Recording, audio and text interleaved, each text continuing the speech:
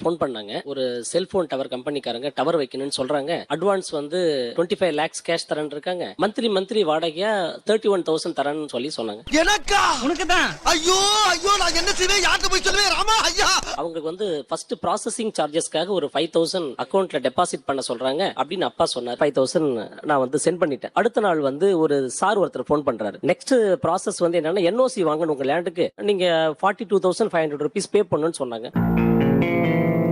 ஏய் என்னைய வச்சு ஒன்னும் காமெடி கிமெடி பண்ணலையே.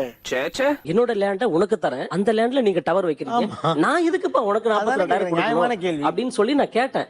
உடனே அவரு இல்ல சார் உங்களுக்கு ஈவினிங் 1 lakh வந்து உடனே டிரான்ஸ்ஃபர் ஆயிடும் அப்படின்ட்டாங்க. எனக்கு ஈவினிங்ல என்கிட்ட பணம் இல்ல, வேணா அந்த 1 lakh இப்ப அனுப்புங்க, அதுல நான் உங்களுக்கு 42,000 கொடுக்குறேன், நீங்க வேணா அதை எடுத்துக்கிட்டு எனக்கு மறுபடியும் 50,000 பொறுமையா கொடுங்கன்னு சொன்னேன். இல்ல சார் நீங்க தான் கட்டாயம் பண்ணி ஆகணும்னு சொன்ன உடனே டக்குன்னு எங்க அங்கிளுக்கு போன் அடிச்சிட்டேன். டேய் செல்வம், வண்டி யூட்டர்ன் செட்டி உஷாராயிட்டான்.